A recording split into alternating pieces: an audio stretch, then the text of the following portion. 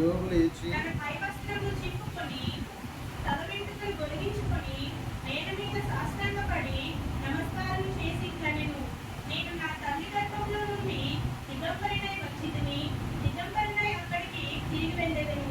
యెహోవా ఇచ్చెను, యెహోవా తీసుకొని పోయెను, యెహోవా నామమునకు స్తుతి కలుగును గాక. ఈ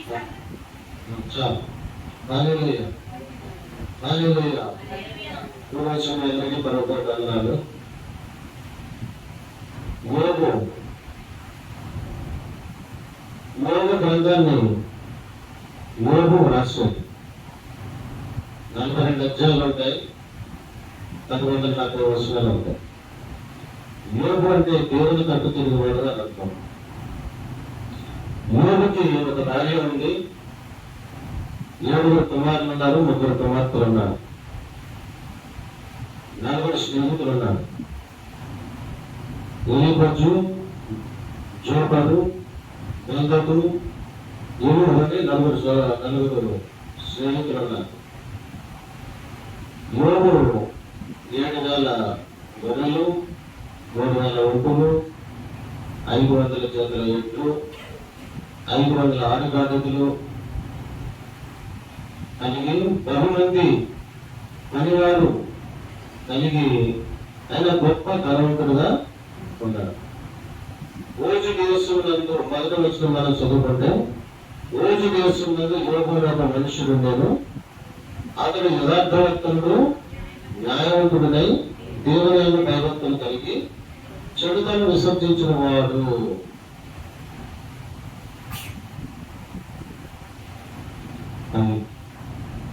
చెడుతనాన్ని విసర్జించిన వాడు. ఆయన యథార్థవంతుడంట, న్యాయవంతుడంట, దేవుని భయభక్తులు కలిగిన వాడు,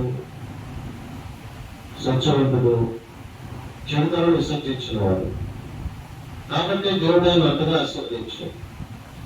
ఊజు దేశము అంటే అది తూర్పు దేశాల్లో అంత గొప్ప ధనవంతుడు ఎవరు లేరు. ఆ రోజుల్లో యోబు ఒక గొప్ప ధనవంతుడు. దేవుడు ఎందుకు అంతగా ఆశీర్వదించాడంటే ఆయనలోని నీతి, న్యాయము, యథార్థత, చెడుతను విసర్జించిన వాడు, దేవుని యొక్క భయభక్తులు కలిగిన వాడు, నోటితో కూడా పాపం చేయని వాడు. అంటే మరణ వ్యక్తుడు, దేవుని యొక్క భయభక్తులు కలిగిన వాడు, మనుషుల పట్ల ప్రేమ కలిగిన వాడు. అందుకనే యోగుని దేవుడు అంతగా ఆశీర్వదించాడు. మనం కూడా ఆశీర్వదించబడాలంటే తన క్వాలిటీస్ మనకు ఉండాలి. ఇప్పుడు అబ్రహాముని పెంచాడు దేవుడు. అబ్రహాముని ఎందుకు పెంచాడు అనేది మనం ఒకసారి ఆలోచించుకోవాలి. ఆ రోజుల్లో అబ్రహాం అప్పుడే ఉన్నాడా? ఎంతమంది ఉన్నారు? మరి అబ్రహాం ఎందుకు పెంచాడంటే అబ్రహాంలో క్వాలిటీస్ ఉన్నాయి. ఏదో క్వాలిటీస్ అంటే అతను కూడా న్యాయవంతుడు, యథార్థవంతుడు, అబద్ధం ఆడనివాడు, మరి దేవుని భయభక్తులు కలిగిన వాడు. కొన్ని క్వాలిటీస్ దేవుడు చూశాడు కాబట్టి అబ్రహాం ఎన్నుకున్నాడు, అబ్రహాం పిలిచాడు, అబ్రహాంకి వాగ్దానం ఇచ్చాడు, అబ్రహాముని బలుగా దీవించాడు. అబ్రహాముని బట్టి అబ్రహాం కుమారుడైన ఇస్సాకును దీవించాడు, ఇస్సాకు కుమారుడైన యాకోబుని దీవించాడు, యాకోబు కుమారుడు 12 మంది 12 గోత్రాలు దీవించాడు. వాళ్ళను వాళ్ళ దేశంగానే మంచాడు. వాళ్ళు వాగ్దాన భూమి ఇస్తారని చెప్పి వాగ్దాన భూమి ఇచ్చాడు, ఒక దేశంగా మంచాడు. ఈ రోజుకి కూడా వాళ్ళు కాపాడుతున్నాడు దేవుడు. అదే ఇశ్రాయేలు కంటే దేవుని ప్రజలు అదనమాట. అందుకనే దేవుడు ఎన్నుకోవాలి, ఒక మనిషిని ఎన్నుకోవాలి అని అంటే అతనిలో క్వాలిటీస్ ఉండాలి. ఏదో క్వాలిటీస్ అంటే ఇప్పుడు ఏమన్నా క్వాలిటీస్ ఉండాలి. ఒకవేళ లేకపోతే ఆ క్వాలిటీస్ ఉండేటట్టు చూసుకోవాలి. ఆ క్వాలిటీస్ అంటే దేవుడికి ఇష్టం. ఆ క్వాలిటీస్ ఉన్న వ్యక్తులను దేవుడు దీవిస్తాడు. క్వాలిటీస్ లేకుండా, నాణ్యత లేకుండా, ఇప్పుడు చూడ వస్త్రమైనా సరే నాణ్యత ఉంటేనే కొంతకాలం మన్నుతారు. కాబట్టి నాణ్యత ఉండాలి, నాణ్యత కలిగిన మనిషిగా ఉండాలి. ఆ నాణ్యత ఉందా లేదా పరిశీలన చేసుకోవాలి. బైబిల్ గ్రంథం అనేది చరిత్ర. ఈ చరిత్రలో కొంతమంది వ్యక్తులు ఉన్నారు, దేవుడి చేత ఆశీర్వదించబడిన వ్యక్తుల వాడు. వాళ్ళ జీవితాలను పరిశీలించి వాళ్ళు ఎందుకు దీవించబడ్డారు, ఎందుకు వాళ్ళంటే దేవుడు ఇష్టపడ్డారు అనేది మనం ఆలోచన చేసుకుని వాళ్ళకి లేక ఉండి వాళ్ళు ఎలా ఉన్నారో అలాగా మారి మనం కూడా ఆశీర్వాదం పొందుతాం అదనమాట. అందుకనే నాణ్యత ఉండాలి.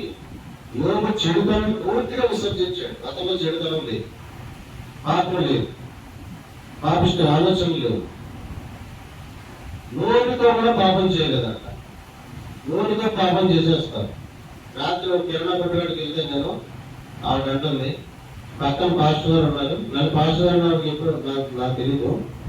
పక్కన పాస్టర్ గారు ఉన్నారండి. ఇవి ఎప్పుడు తెలుసా పనుకోవడం నేను ఒక ఆవిడంట బయటకు పడుకుంటుందంట, చర్చకి వెళ్తుందంట, కానీ అన్ని బూతులు మాట్లాడతారు, అన్ని అబద్ధాలు మాట్లాడతారంట, గొడవలు ఎక్కుంటుందంట. మరి బైబిల్ ఎందుకు కట్టుకుందో చర్చకి ఎందుకు కట్టుకుందో తెలియదు. అంటే అలాంటి వాళ్ళు కూడా ఉంటారు. అటువంటి వాళ్ళకి ఆశీర్వాదం దొరుకుతావు, అటువంటి వాళ్ళకి సుఖం ఉండదు, అటువంటి వాళ్ళకి ఇబ్బందులు వస్తాయి, కష్టాలు వస్తాయి. ఎవరు సుఖంగా ఉంటారంటే దేవుడి సన్నిధిలో సంపూర్ణ సంతోషం ఆనందించుకోవాలి, దేవుడి పట్ల యథార్థంగా ఉన్నవాళ్ళు, ఆయన కుడి చేతిలో సుఖ సంతోషం ఆస్వాదించిన వాళ్ళు సంతోషంగా ఉంటారు. ఎందుకంటే వాళ్ళను దేవుడు ఇష్టపడుతున్నాడు కాబట్టి, వాళ్ళు నాణ్యత కలిగిన వాళ్ళు కాబట్టి. మనమైనా సరే బట్టల షాప్కి వెళ్తాం, నాణ్యమైన వస్త్రాన్ని ఎంచుకుంటాం, నాణ్యత లేకపోతే దాన్ని పక్కన పడేస్తాం. దేవుడు కూడా అంతే, నాణ్యమైన వ్యక్తుల్లో ఎంచుకుంటాడు. ఆయన భూమి మీద ఆయనకి ఇష్టమైన మనుషులకు మాత్రమే సమాధానం ఉన్నాడు, అందరికీ కాదు. సర్వోన్నతమైన స్థలంలో ఆయనకు మహిమయు, భూమి మీద ఆయనకి ఇష్టమైన మనుషులకు మాత్రమే సమాధానం. ఆయన ఎన్నుకుంటాడు మనుషుల్ని, ఆయన ఎన్నుకున్న మనుషుల్ని దీవిస్తాడు. వాళ్ళ మీద ఒక ప్రణాళిక కలిగి ఉంటాడు. ఆ ప్రణాళికను ఆయన నెరవేర్చుకుంటాడు. నీకు వాగ్దానం చేశాడా, నెరవేర్చుకుంటాడు.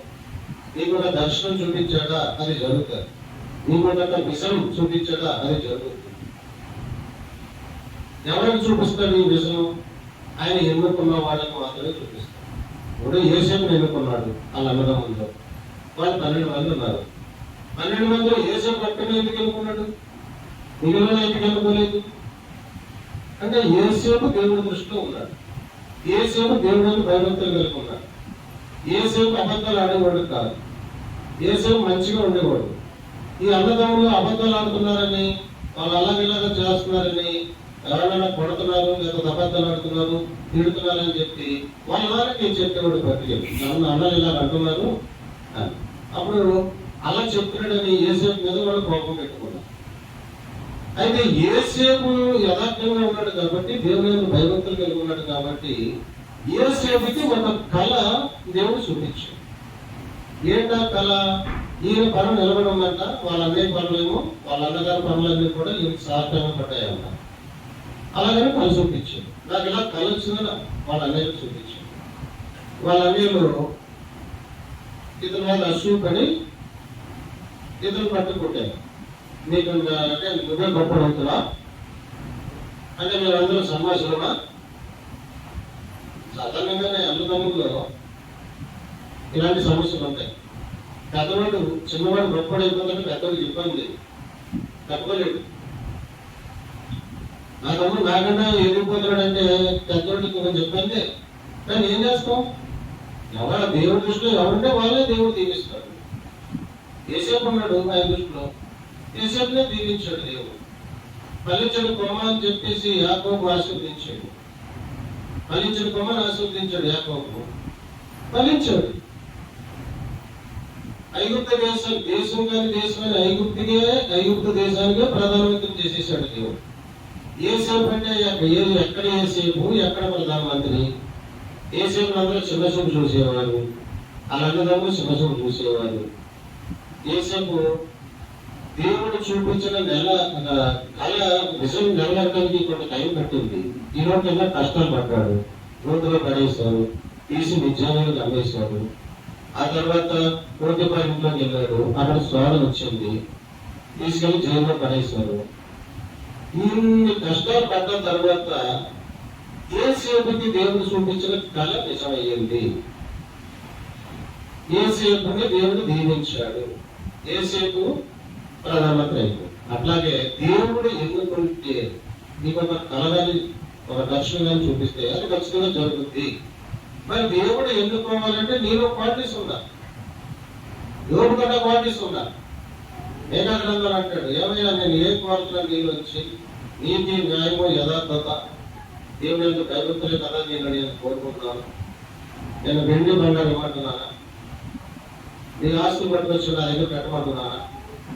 అయ్యా నువ్వు యథార్థంగా ఉండు, నీతివంతులుగా ఉండు, న్యాయవంతులుగా ఉండు, దేవునికి భయభక్తులు కలిగి ఉండు, చెడుతలను విసర్జించు, తోటితో పాపం చేయకు, తోటి వారిని ప్రేమించు, దిక్కులేని వారికి సాయం చేయి, ఎదురువాళ్ళకి సాయం చేయి,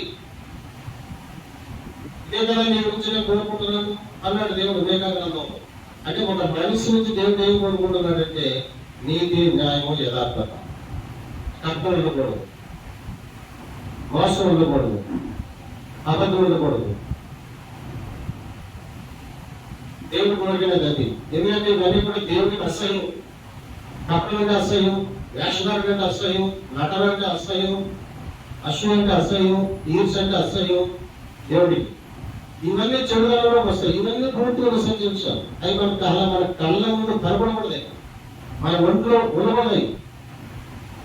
అవి ఉన్నాయేమో ప్రభువా నేను దావీదు ప్రార్థన చేశాను, ప్రభువా నీకు ఆయాసకరమైనది ఏదైనా నా ఒంట్లో ఉంటే దాన్ని తీసే, నీకు దుఃఖపరిస్తే నన్ను క్షమించు అని ప్రార్థన చేశాడు దావీదు. నా ప్రాణమా యెహోవాను సన్నిధించుము, నా అంతరంగమైన సమస్తమా ఆయన పరిశుద్ధమైన సన్నిధించుము. నా ప్రాణమా యెహోవాను సన్నిధించుము, ఆయన చేసిన ఉపకారంలో దేవుని నా ప్రాణమా యెహోవాను సన్నిధించు దేవుడిని ప్రార్థన చేస్తుంది. అంటే దేవుడిని సన్నిధించు, దేవుడికి దుఃఖకరమైనది ఏది నా ఉంటూ ఉండడానికి వీల్లేదు, దేవుడిని ఆయాసపరిచేది నా ఉంటూ ఉండడానికి వీల్లేదు. అంత గొప్ప భక్తులు కాబట్టి దావీదు కూడా దేవుడు రాజు చేశాడు. దావీదు అభిషేకించాడు, తాను అభిషేకించడానికి ఆయన బలమించడానికి బయలు. దేవుడు ఎవరిని అభిషేకించాడంటే అభిషేకం పొందుకున్న వాళ్ళకి బలం ఇస్తాడు, జ్ఞానం ఇస్తాడు, ఐశ్వర్యం ఇస్తాడు, అధికారం ఇస్తాడు, అందరాన్ని ఎక్కిస్తాడు. అభిషేకం పొందుకోవాలి, దేవుడు అభిషేకం. దేవుడు దావీదుని అంటే ఇష్టపడ్డాడు, దావీదుని దేవుడు అభిషేకించాడు. ఎందుకు ఇష్టపడ్డాడు? దావీదులో కూడా కొన్ని క్వాలిటీస్ ఉన్నాయి. దావీదు దేవుడు స్తుతించాడు, దేవుడిని ఆరాధించాడు, దేవుడు మహిమపరిచాడు. దేవుడు అంటే దేవుడు చేసిన కార్యాలు తలుచుకుని ఆయన కనపరిచాడు. అలా ఇతరులను అడిగి ఏంటి ఎర్ర సముద్రాన్ని బయలు చేసేసాడ, ఈ బాబాయ్ ఎంత గొప్ప విషయం అని దేవుడిని కనపరిచాడు, మనసులో కనపరిచాడు. దేవుడిని నీ హృదయంలో దేవుడిని కనపరచాడు. మన హృదయంలో దేవుడు ఎప్పుడైతే మనం కనపరుస్తామో దేవుడు మనల్ని కనపరుస్తాం. దేవుడిని బలపరిచామా దేవుడిని మనల్ని బలపరుస్తాం. ఎలా బలపరచాలి? దేవుడికి నీ సమయం ఇచ్చి, నీ బలం ఇచ్చి, నీకున్న డబ్బులు ఇచ్చి, నీ కష్టార్జితున్న కొంత దేవుడికి ఇచ్చి నువ్వు దేవుడిని బలపరిచినప్పుడు దేవుడు నిన్ను బలపరుస్తాడు. మనం దేవుడికి ఇస్తే దేవుడు మనకి ఇస్తాడు. అదనమాట. అంటే దేవుడు బలం అంతే అంటాడు కీర్తి 4:13 నన్ను బలపరచులని నేను బలపరుస్తున్నాను, నన్ను కనపరచు 1 సమయంలో 2:30 నన్ను కనపరచులని నేను కనపరుస్తాను. ఆయన కనపరిస్తే మనం ఘనత పొందుకోవాలి. ఇప్పుడు దేవుడు నన్ను కనపరుస్తున్నాడు, బలపరుస్తున్నాడు కాదు. ఎందుకంటే నేను ఆయన బలపరుస్తున్నాను కాబట్టి, నన్ను బలపరుస్తున్నాడు, నేను ఆయన బలపరుస్తున్నాను కాబట్టి ఒక వాగ్దానం చేశాడు ఈ సంవత్సరం, నీకు మేలు చేయడానికి నేను బలపరుస్తున్నాను అంటే నాకు మేలు చేయడానికి నన్ను బలపరుస్తున్నాడు అంట దేవుడు అని వాగ్దానం ఇచ్చాడు. దేవుడు బలపరుస్తున్నాడని వాగ్దానం బలపరుస్తున్నాడు.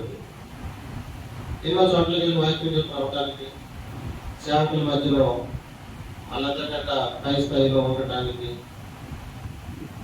వెనకాలంలో వచ్చినప్పుడు కూడా సీనియారిటీ లేకపోయినా, నాకు సొంత స్థలము సొంత సాక్షి లేకపోయినా వాళ్ళ మధ్యలో దేవుడు నాకు కనపరిచాడు. ఈరోజు అంటే దేవుడు ఇష్టపడ్డాడు ఆయన క్వాలిటీస్ చూసి.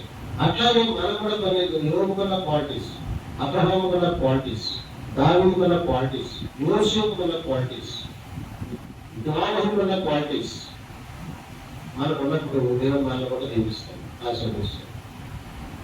యోగు గ్రంథంలో మనకి యోగు పరిచయం అవుతుంటది. యోగు మొట్టమొదటి యోగు పరిచయం చేస్తాడు. అతను రోజు దేశస్తుడని, అతని ఆస్తి ఉందని, అతని సంతానం ఉందని, బహుమంది పరివారం కలగడని, అతను వేదాంతవంతుడు నీతివంతుడని యోగు పరిచయం ఉంటుంది. ఆ తర్వాత పరలోకంలో దేవుని సభ, రెండవ అధ్యాయంలో పరలోకంలో దేవుని సభ జరుగుతుంది. అక్కడ దేవుడు లక్షణమైనటువంటి సింహాసనంపై ఆశీర్వాదం ఉంటాడు. పట్టణ మంది దేవదూతలు ఉంటారు, 24 పెద్దలు ఉంటారు, 4 జీవులు ఉంటాయి. ఇది దేవుని సభ. ఆయన భక్తుల సభ పర్వతంగా ఆశీనుడై ఉంటాడు. అక్కడికి ఈ సాతాను వెళ్తాడు. ఎలా వచ్చాడో అడుగుతాడు దేవుడు సాతాను. భూమి మీద అటు ఇటు తిరిగితే ఎలా వచ్చాడు అంటాడు. భూమి మీద దూరకానికి వెళ్ళావా? అయితే అక్కడ ఇవ్వబడ్డాడు. అతని గురించి ఆలోచించావా? అతను ఎంత గొప్ప భక్తుడో తెలుసా నీకు అని అడుగుతాడు. అప్పుడు సాతాను ఏమంటాడు? ఊరికే ఊరిని ఆశీర్వదించావా? ఊరికే దేవుడు నిన్ను స్తుతిస్తున్నాడా? ఊరికే నిన్ను ఆరాధిస్తున్నాడా? ఊరికే నీకు ప్రార్థన చేస్తున్నాడా? నువ్వు అతను ఆశీర్వదించావు కాబట్టి, నువ్వు అతనికి సంతానం ఇచ్చావు కాబట్టి, నువ్వు అతనికి గొర్రెలు గొడ్లు ఒడ్లు ఇచ్చావు కాబట్టి, 10 మంది పరివారం ఇచ్చావు కాబట్టి, ఆ రోజు దేశంలో గొప్ప బలవంతుడు చేశావు కాబట్టి నేను ప్రార్థన చేస్తాడు తప్ప ఒకసారి తీసి చూడు, నేను ప్రార్థన చేస్తాడేమో చూద్దాం అన్నాడు. దేవుడిని ప్రశ్నించాడు. అయితే దేవుడు సర్వవ్యాపి సర్వజ్ఞాని. యోగు దేవుడు కనపరుస్తాడు, సాతాన్ని గెలిపిస్తాడు, లేదా దేవుడు గెలిపిస్తాడనే విషయము దేవుడికి తెలుసు. అప్పుడు దేవుడు అంటాడు, సరే నీకు అప్పగిస్తాను, నేను అదంతా తీసి అతను ఆస్తిని నీకు అప్పగిస్తానని చెప్పాడు దేవుడు. అప్పుడు సాతాను వెళ్ళి యోగు మీద సాతాను యోగుపై దాడి చేయడం అదొక సంఘటన దేవుడు గ్రంథంలో. తర్వాత దేవుడు యోగుని దర్శించుకో, తన ప్రేమస్థితిని పొందుకోవటం, ఇది మళ్ళీ 200 ఆశీర్వాదం పొందుకోవటం. అంటే యోగుకి విశ్వాస పరీక్షలు పెట్టాడు దేవుడు. సాతాను వెళ్ళి పరలోకంలో జరిగిన సంఘటన దేవుడికి తెలియదు. సాతానికి దేవుడి మధ్య సంభాషణ జరిగిందన్న విషయం తెలియదు యోగుకి. యోగు నార్మల్గా ఉన్నాడు, ఆయన భర్త చేసుకుంటున్నాడు, అరుణాయం చేస్తున్నాడు, పిల్లల కోసం ప్రార్థన చేస్తున్నాడు, ప్రతి 10 మంది సంతానం కోసం కూడా, ప్రతి భర్త గురించి కూడా ప్రార్థన చేస్తున్నాడు. ప్రభువా నా బిడ్డను క్షమించు, నా బిడ్డ చేసిన తెలుసో తెలియక చేసిన పాపాలు క్షమించు, నీ రక్తంలో పడుగు, నా బిడ్డను పరిశుద్ధపరచు, నీ కుమారుడిగా చేసుకో అని ప్రతి ఒక్కరి గురించి కూడా అరుణోదయం వేసి ప్రార్థన చేస్తున్నాడు, భక్తి చేస్తున్నాడు. దేవుడు భయభక్తులు కలిగి ఉన్నాడు, న్యాయవంతుడుగా ఉన్నాడు, ప్రజలకు న్యాయం తీరుస్తున్నాడు, దిక్కులేని వారికి విధానంతుడికి సహాయం చేస్తున్నాడు, మరి గుడ్డివాడిని ఆదరిస్తున్నాడు, దుర్మార్గుల పనులు మూడబడుతున్నాడు. అలా ఉన్నటువంటి యోగు శోధన వచ్చింది, శ్రమ వచ్చింది. ఎందుకు? దేవుడు అనుమతించాడు, సాతానికి అప్పగించాడు. మనకు కూడా ఒక్కసారి దేవుడు భర్త తప్పుకుంటే సాతాను ఎంత బలంగా శోధిస్తాడంటే, 4 శోధనలు వచ్చినాయి. సభాయిలు వచ్చారు, గొర్రెలు ఒంట్లో ఎత్తిపోయారు, పరివారం చంపేశారు. కల్దీలు వచ్చారు, వాళ్ళ కొంత ఆస్తిని దోసుకుపోయారు, కొంతమందికి చంపేశారు. తూర్పురాలు వచ్చింది, అరవై నుంచి గొప్ప సుడిగాలు వచ్చింది, వాళ్ళ ఇల్లు కొట్టేసింది. పైనుంచి అగ్ని దిగి వచ్చింది, మొత్తం కాల్చి పొడి చేసింది. అంటే సర్వం కోల్పోయాడు, జీరోగా మిగిలిపోయాడు. సర్వం కోల్పోయి జీరోగా మిగిలిపోయాడు. అప్పుడు తన పై వస్త్రం తీర్చి, నేను దిగంబరిగా వచ్చాను, దిగంబరిగా వెళ్ళిపోతాను. యెహోవా ఇచ్చాడు, యెహోవా తీసుకోలేడు, యెహోవా నామమున స్తుతి కలుగును గాక. అంతా పోయిన తర్వాత దేవుడు దూషించాడా? దూషించలేదు.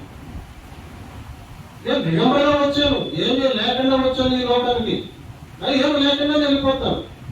పుట్టినప్పుడు ఒంటిలో ఏమి ఉండదు మనిషికి, చనిపోయినప్పుడు కూడా ఏమి లేకుండానే తీసి చేస్తాను.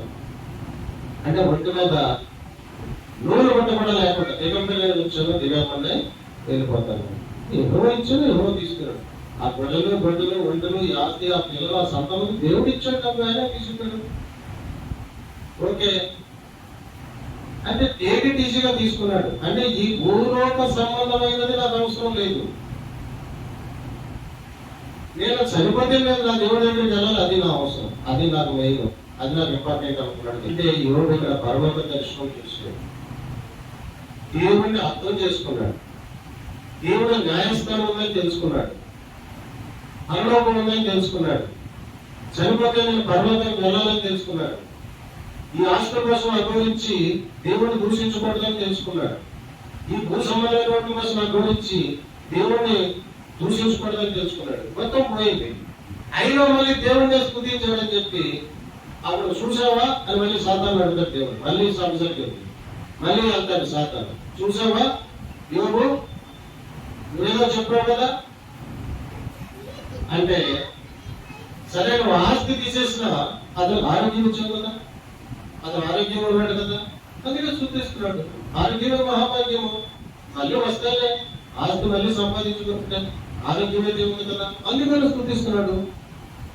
అంటే దేవుడు అన్నాడు, అయితే అతని ప్రాణాన్ని ముట్టకు, అతని ప్రాణాన్ని ముట్టకు, అతను నీకు అప్పగించదు, అతని ప్రాణాన్ని ముట్టలేదు. అప్పుడు మళ్ళీ సాతాను వెళ్ళి మళ్ళీ యోగు మీద దాడి చేస్తే యోగు వ్యక్తి నుంచి అధికారం వరకు పురుగులతో కొట్టాడు.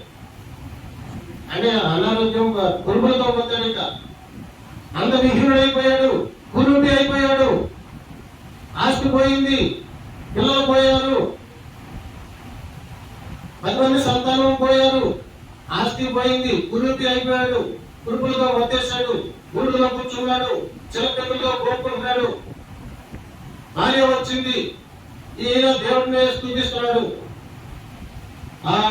ఆ శిలపింగులతో గోపుకునే దేవుడిని స్తుతిస్తున్నాడు, నీ అంత గొప్ప దేవుడు లేదంటున్నాడు. భార్య ఉన్నది, అయ్యో ఏందా ఇంకా ఏం మిగిలిందని ఇంకా దేవుడు అంటున్నావు నువ్వు. రాష్ట్రంలో చెప్పే గౌరవం, అధికారంలో చెప్పే గౌరవం, సంపాదన ఉంటేనే మగుడు విలువ, సంపాదన లేకపోతే భార్య గౌరవించదు, భర్తని ఆస్తి లేకపోతే గౌరవించదు, అన్ని కోల్పోతే గౌరవించదు, అలా భాష అయిపోతుంది. అరే పనిపోయి కూడా ఇంకా ఎందుకు ఏడుతున్నావు, యోగుని దూషిస్తుంది, యోగుని శపిస్తుంది భార్య, సొంత భార్య, అష్టావిషయాలు అనిపించిన భార్య, సుఖ సంతోషాలు అనిపించిన భార్య, చట్ట శోభాలు భోజనాలు తిన్న భార్య, యోగు కూడా వెళ్ళి గౌరవం పొందుకున్న భార్య ఏమంటుంది, ఇంకా ఏముందని, ఇంకా ఏం మిగిలిందని, పైకి ఇంకా ఎందుకు దేవుడిని గురించి దేవుడిని కనపరుస్తున్నావు, ఇంకా ఎందుకు దేవుడిని ఆరాధిస్తున్నావు, దూషించి చచ్చిపో, మరణం కమ్ము, చావరా, ఏం మిగిలిందిరా అంటుంది. భాష మారిపోయింది అక్కడ, ఎందుకు మారిపోయింది, అన్ని పోయింది కదా, ఆసిపోయింది కదా, ఏమి మిగలేదు కదా, భాష మారిపోయింది అక్కడ, భాష మారిపోద్ది. అప్పుడు అన్నాడు ఓర్పు అలా మాట్లాడు, దేవుడు అన్ని ఉంటేనే దేవుడు ఆరాధిస్తావా, అన్ని ఉంటేనే దేవుడు స్తుతిస్తావా, అన్ని ఉంటేనే కనపరుస్తావా, ఈ వాకు నీకు శాశ్వతమా, ఈ డబ్బు నీకు శాశ్వతమా, ఈ బంగారం నీకు శాశ్వతమా, ఈ ఆస్తి పోయిన ఆస్తి నీకు శాశ్వతమా, దేవుడు ఇచ్చిన పిల్లలు నీకు శాశ్వతమా, మళ్ళీ కూడా వస్తారా, ఏది నీకు శాశ్వతం, నువ్వు చచ్చిపోయిన తర్వాత నీకు దిక్కాడు ఆ దేవుడు కాదా, నీ చచ్చిపోయిన తర్వాత ఎవరు నీకు దిక్కు, నేను కోసం పెడతావా ఆయన కోసం పెడతావా, నేను ఆయన కోసమే పెడతాను, నువ్వు పెడితే ఈ డబ్బు కోసం, బంగారం కోసం, ఈ సంపద కోసం నువ్వేడు, నేను ఆయన కోసమే పెడతాను, నాకు ఆయనే కావాలి, ఆయన ఇచ్చాడు, ఆయన తీసుకున్నాడు, ఆయన నామాన్నే స్తుతిస్తాను నేను అన్నాడు యోగు. దేవుని గెలిచాడు, దేవుని గెలిపించాడు, సాతాను ఓడిపోయాడు, దేవుడిని గెలిపించాడు. స్నేహితులు వచ్చారు, ఎందుకు ఈ ఆస్తి ఎందుకు పోయిందంటే నువ్వేదో పాపం చేశావు, నువ్వు ఎందుకు ఈ స్థితికి దిగజారిపోయాడు, నువ్వేదో పాపం చేశావు అని స్నేహితులు నలుగురు కూడా యోగుని ప్రశ్నించారు. యోబు అంటున్నాడు, అయ్యో దేవుడు నన్ను అలాగే చూశాడు, నన్ను ఇలా చూశాడు, ఆయన సర్వశక్తులు నాకు తోడై ఉన్నాడు. చూడండి 29 అధ్యాయం తీయండి. 29.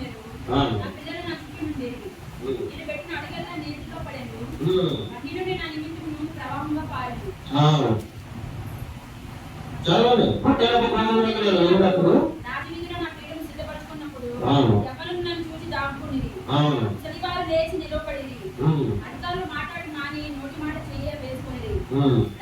మాట్లాడక ఊరుకునేది, వారి నాలుక వారి అంగీలకు అంటుకునేది. ఆ సంగతి చెవిపడిన ప్రతి వాడు నన్ను అదృష్టవంతుగా ఎంచాడు. నేను పంటబడిన ప్రతి వాడు నన్ను గురించి సాక్ష్యం ఇచ్చాడు. ఏడాదిగా మొరపెట్టుగా దీనులు, తండ్రి లేని వారికి, సహాయం లేని వారికి నేను వినిపించుతుంది. రచించడానికి సిద్ధమైన వారికి దీవెన నా మీద ఉంచాను. విధవరాలు హృదయమును సంతోషపెట్టింది. నేను నీతిని వస్త్రంలో ధరించుకుని ఉండేది, కనుక అది నన్ను ధరించాను. నా న్యాయ ప్రవర్తన నాకు వస్త్రంగా పావాయుడు. ఇంటివారికి నేను కనులెత్తి ఇంటివారికి పాలులెత్తింది. దరిద్రులకు తండ్రిగా ఉంటుంది. ఎరుగని వారికి వాద్యములు నేను శ్రద్ధగా దుర్మార్గుల కలవటాలను ఓడగొట్టుకుని వారి కళలను గోపరుషులను నాకు యోగ స్టేటస్. ఇది యోగ స్టేటస్. యోగ జీవితం ఎలా ఉండేది? యోగుని నన్ను ఈ రకంగా దేవుడు నన్ను ఆశీర్వదించాడు, ఈ రకంగా దేవుడు నన్ను అభిమానించాడు. ఏదో జరిగింది, శోధనలు వస్తాయి, శ్రమలు వస్తాయి, ఇబ్బందులు వస్తాయి, ఓర్చుకోవాలి, ఏదో జరిగింది అని అనుకున్నాడు. కానీ దేవుడిని నిందించలేదు. అంటే ఒక గొప్ప బలమైన విశ్వాసం కలిగి ఉన్నాడు యోగు. పరలోకంలో దేవుడు ఉన్నాడని నమ్మాడు యోగు. పరలోక దర్శనం చూశాడు యోగు. పరలోకం ఉంది, పాతాళం ఉంది, నేమధ్య స్థలం, వ్యాధుల స్థలం ఉన్నాయి, అగాధం ఉంది, నరకం ఉంది, ఇవన్నీ ఉన్నాయి, అదృశ్యమైన ఉన్నవి అని నమ్మాడు యోగు.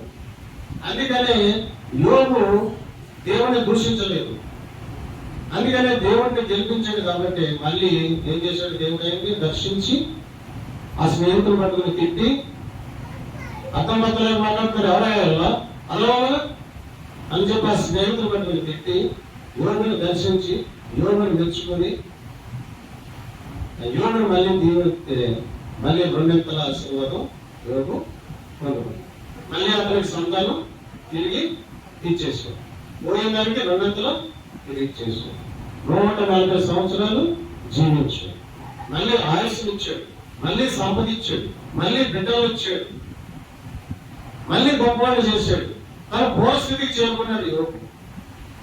రోగం పోయింది, ఆస్తి వచ్చేసింది, బిడ్డలు వచ్చేసాడు, రోగం పోయింది, మళ్ళీ ఇప్పుడు వాళ్ళు అయిపోయాడు, పూర్వస్థితిని పొందుకున్నాడు, దేవుడి దర్శనం పొందుకున్నాడు.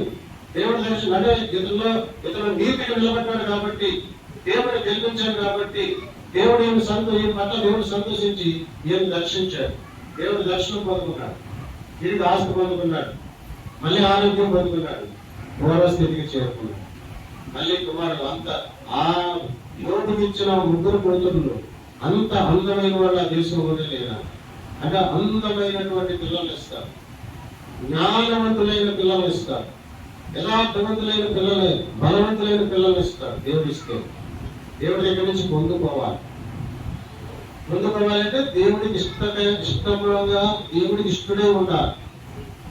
దేవుడి పట్ల అచంచలమైన విశ్వాసం కలిగి ఉండాలి. అల్ప విశ్వాసం ఉండకూడదు, అల్ప విశ్వాసం ఉండరాదు. అల్ప విశ్వాసంతో కుటుంబాలు పాడు చేసుకుంటున్నారు, అల్ప విశ్వాసంతో ఇబ్బందులు తెచ్చుకుంటున్నారు. నువ్వు బలమైన విశ్వాసం దేవుడి పట్ల కలిగి ఉన్నప్పుడు, దేవుడు ఏం జరిగినా దేవుడు చూసుకుంటాడని నువ్వు అనుకున్నప్పుడు, ఏం పర్వాలేదు దేవుడు నాకు తోడుగా ఉన్నాడు అనుకున్నప్పుడు, నీ వల్ల ధైర్యం బట్టి దేవుడు మళ్ళీ నిన్ను దీవిస్తాడు. అంటే సింహం వలె ఉంటారు, సింహం వలె ధైర్యంగా ఉంటారు. సింహం ధైర్యంగా ఉంటారు, నీతిగా ఉంటారు, ఆకలిస్తే గడ్డి తిందు, వేటాడు తింటుంది జంతువులు. అంటే దానికి కొన్ని క్వాలిటీస్ ఉన్నాయి. ఆ క్వాలిటీస్ మనకు అంటే నీతి మందులుగా ధైర్యంగా సింహం వలె ఉంటారు, యోబు వలె ఉండాలి, అబ్రహాం వలె బలిపీఠాలు కట్టి ప్రార్థన చేయాలి, ఇస్సాకు వలె మా తండ్రి దేవుడు అని దేవుడు, మా నాన్నగారు దేవుడు అని ఇస్సాకు దేవుడిని ఇస్సాకు కూడా బలిపీఠాలు కట్టాడు, ప్రార్థన చేశాడు. అలాగే యాకోబు కూడా దేవుడి దర్శనం పొందుకున్నాడు. అంటే వీళ్ళు దేవుడి ప్రణాళికలో ఉన్నారు కాబట్టి దేవుడు వీళ్ళని బహుగా దీవించు. అందుకని దేవుడి ప్రణాళికలో ఉండాలి, దేవుడికి నచ్చినట్టు ఉండాలి, ఆయనకు ఆయుష్కారం ఉండకూడదు, ఆయన బాధ పెట్టకూడదు. పరిశుద్ధాత్మ దుఃఖపరచుకుని అంటాడు, అపవాదం ఎదిరించుడి అంటాడు. పరిశుద్ధాత్మ దేవుడిని దూషిస్తేనక క్షమాపణ లేదంట. పరిశుద్ధాత్ముడు అనేది మనం నడిపించేవాడు, మన హృదయంలోకి వచ్చి మనం నడిపించేవాడు పరిశుద్ధాత్మ దేవుడు. ఆయన బాధ పెట్టకూడదంట, ఆయన దూషించరాదంట, ఆయన దూషించే అసలు క్షమాపణే లేదంట. జాగ్రత్త, పరిశుద్ధాత్మ దేవుడిని కనపరచాలి, పరిశుద్ధాత్మ దేవుడికి థ్యాంక్స్ చెప్పాలి, పరిశుద్ధాత్మ దేవ నీకు వందనాలని చెప్పాలి, పరిశుద్ధాత్మ దేవ నీకు స్తోత్రాలని చెప్పాలి, పరిశుద్ధాత్మ దేవ థ్యాంక్ యూ, నాకు ఈ ఆలోచన ఇచ్చావు, థ్యాంక్ యూ, నన్ను పలానా చోట క్షేమంగా నడిపించావు, థ్యాంక్ యూ. పరిశుద్ధాత్మ దేవుడికి థ్యాంక్స్ చెప్పాలి.